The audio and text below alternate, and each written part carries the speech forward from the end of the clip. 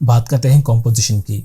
After effects में जब आप कोई सीन क्रिएट करते हैं या किसी वीडियो पे या फुटेज पे काम करते हैं तो उसके लिए आपको एक आदत कॉम्पोजिशन की ज़रूरत पड़ती है। उस कॉम्पोजिशन में जो चीज़ें आप ऐड करते हैं, जैसे कि कोई फुटेज है, कोई लोगो है, टेक्स्ट है, कोई बैकग्राउंड है, कोई ग्राफिक है, टेक्स्ट एनिमेशन है, वो सब उस कॉम्पोजिशन के कंपोनेंट्स कहलाते हैं। हर कॉम्पोजिशन आफ्टर इफेक्ट्स में, आफ्टर इफेक्ट्स में एक से ज़्यादा कॉम्पोजिशन आप बना सकते हैं अपने जो भी आपका प्रोजेक्ट है उसकी डिमांड के मुताबिक।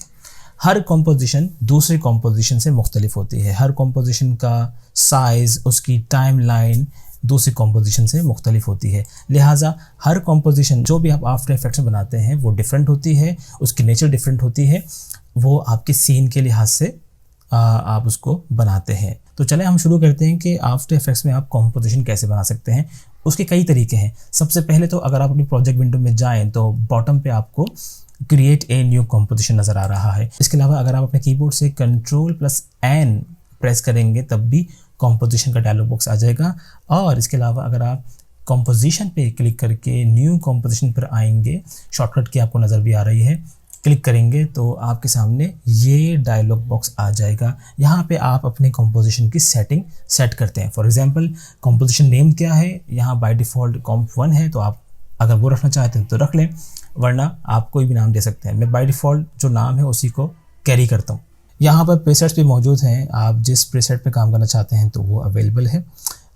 मेरा जो प्रीसेट है वो कस्टम है और मैंने कस्टम किया हुआ है जिसकी विड्थ 1920 और हाइट 1080 पिक्सल है। इसके अलावा लॉक एस्पेक्ट रेशियो जो कि लॉक्ड है वो 16:9 है।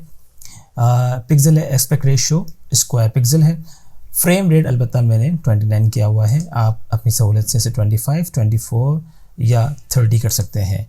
Start time code by default 0 है, मैंने 0 किया हुआ है। और इसकी ड्यूरेशन वो आपकी कॉम्पोजिशन के लिहाज से होती है। अगर आपको तवील कॉम्पोजिशन चाहिए, 1 मिनट की चाहिए तो वो भी कर सकते हैं, 10 सेकंड की चाहिए तो वो भी कर सकते हैं।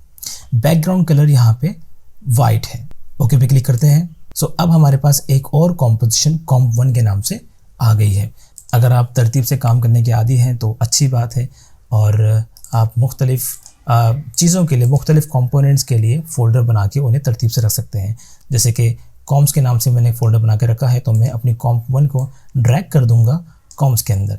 तो इस तरीके से मेरे इस प्रोजेक्ट में जितनी कॉम्पोजिशंस बनी हुई हैं वो मैं ईज़िली एक्सेस कर सकता हूँ अपने फ़ोल्डर में जाके। ओके, सो ये हमारे पास comp1 है। यहाँ पे हम कुछ टाइप करते हैं। टाइप करने के लिए टूल बार में टाइप पे क्लिक करेंगे और हम टाइप कर देंगे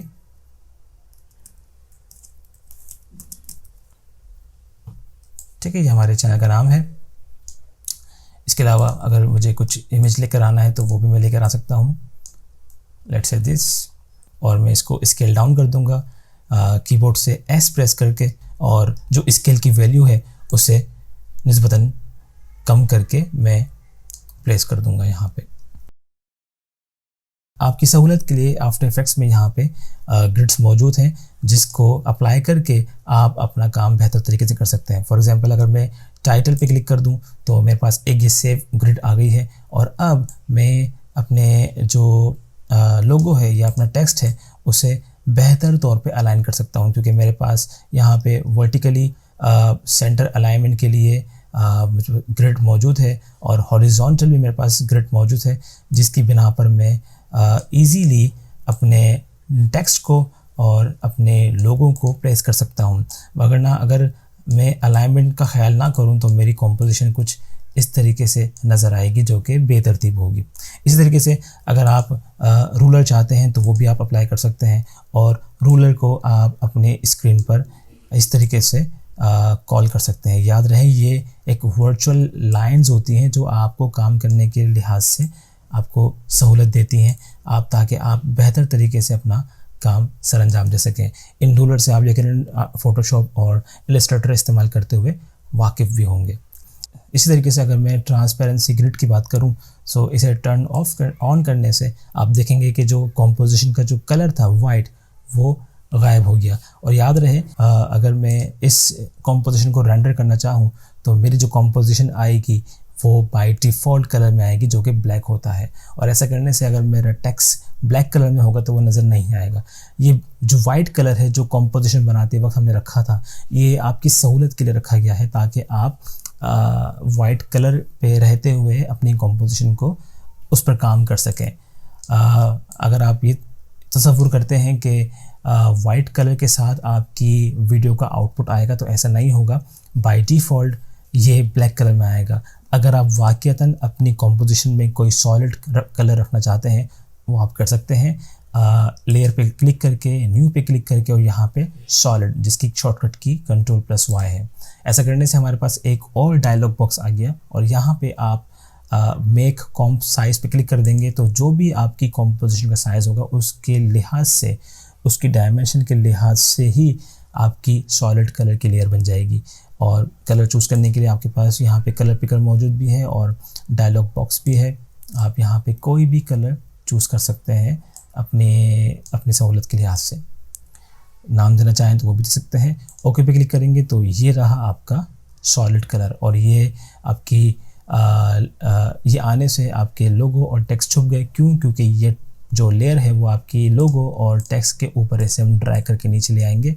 सो अब हमारा जो टेक्स्ट है और लोगो है वो दोनों हमें नज़र आ रहे हैं। अब अगर आप जब रेंडर करेंगे अपनी कॉम्पोजिशन को तो वो इसी सॉलिड कलर के साथ रेंडर होगी। और अगर आप इसे हाइड करना चाहते हैं तो आप, हमारे पास ये आई की आइकॉन मौजूद है, इसे दबाएंगे तो हमारी जो लेयर है वो हाइड हो जाएगी और अगेन जो डिफ़ॉल्ट कलर था कॉम्पोजिशन का वो आ गया है। अगर मैं अब ट्रांसपेरेंसी ग्रिड को एक्टिव करता हूँ तो मैं देख रहा हूँ कि ट्रांसपेरेंसी नज़र नहीं आ रही मुझे। क्यों? क्योंकि मैंने अब सॉलिड कलर ले ली है। इसे अगर टर्न ऑफ कर दूंगा तो ट्रांसपेरेंसी मुझे नज़र आएगी। बात करते हैं इस टाइमलाइन की। जैसे कि कॉम्पोजिशन बनाते वक्त हमने टाइमलाइन का जो टाइम रखा था, ड्यूरेशन रखी थी, वो 10 सेकंड थी। इस 10 सेकंड की ड्यूरेशन में आपकी जितने भी लेयर्स आपने ली हैं वो बाय डिफ़ॉल्ट 10 सेकंड की हो गई हैं। अगर आपके पास कोई जेपेग है, PNG है जो कि सिंगल फ्रेम के होते हैं, उसको आप अपने टाइमलाइन के लिहाज से स्ट्रेच कर सकते हैं। लेकिन अगर आपके पास कोई फुटेज है उसको आप स्ट्रेच नहीं कर सकते। क्यों? क्योंकि फुटेज पहले से मौजूद एक टोटल ड्यूरेशन का हिस्सा होती है। यानी कि एक फुटेज है जिसकी जो ड्यूरेशन है वो 15 सेकंड है या जिसकी ड्यूरेशन 5 सेकंड है। 5 सेकंड की फुटेज अगर आप 10 सेकंड की टाइमलाइन में लेकर आएंगे तो उसे स्ट्रेच तो कर सकते हैं जिस पे उसकी क्वालिटी पे फ़र्क पड़ता है, लेकिन जो उसकी ओरिजिनलिटी है वो कायम नहीं रहेगी। फॉर एग्जांपल मैं एक फुटेज कॉल करता हूँ। ओके, ये एक फुटेज है जिसकी जो ड्यूरेशन है वो 12 सेकंड की है। मैं इसे कॉल कर लेता हूँ अपनी कॉम्पोजिशन में। और अपनी कॉम्पोजिशन का मैं साइज़ भी बढ़ा सकता हूँ। चूँकि अब अगर मुझे आपको ये बात समझानी है तो मुझे अपनी कॉम्पोजिशन का साइज़ बड़ा करना होगा, जिसके लिए मैं अगर अपने कीबोर्ड से Ctrl+K प्रेस करूँ या कॉम्पोजिशन में जाके कॉम्पोजिशन सेटिंग पे क्लिक करूँ जिसकी शॉर्टकट की Ctrl+K है तो मेरे पास ये डायलॉग बॉक्स आ जाएगा। और अब मैं अपनी कॉम्पोजिशन का साइज़ जो ड्यूरेशन है उसे 10 सेकंड के बजाय 15 सेकंड कर दूँ तो अब देखिए क्या होगा। मेरी जो टाइमलाइन है उसमें 5 सेकंड का इजाफा हो गया और चूँकि बाय डिफ़ॉल्ट 10 सेकंड की ड्यूरेशन के लिहाज से टेक्स्ट और जो सॉलिड कलर है और जो लोगो है वो 10 सेकंड के थे, तो मैं उन्हें स्ट्रेच करके अपने टाइमलाइन के हिसाब से कर सकता हूँ। ऐसा करने से मेरा जो लोगो है और सॉलिड कलर और टेक्स्ट वो तो आ गए, लेकिन जो वीडियो है वो सिर्फ 12 सेकंड की थी और 12वें सेकंड के बाद वो वीडियो गायब हो गई। सो मैं कुछ कंपोनेंट्स को तो अपनी टाइमलाइन के लिहाज से स्ट्रेच कर सकता हूँ, लेकिन मेरे पास जो फुटेज है मैं उसे वैसे स्ट्रेच नहीं कर सकता। हाँ, दूसरे तरीक़ों से मैं अपनी फुटेज को अपने टाइमलाइन के लिहाज से लेकर आ सकता हूँ, जिस पे हम बाद में बात करेंगे। ये है वो हमारी कॉम्पोजिशन जिसको आज हमने समझा कि एक कॉम्पोजिशन क्या होती है, कैसे काम करती है, उसकी कंपोनेंट्स क्या हैं और कॉम्पोजिशन किस तरीके से बनाई जा सकती है, किस तरीके से मॉडिफाई की जा सकती है।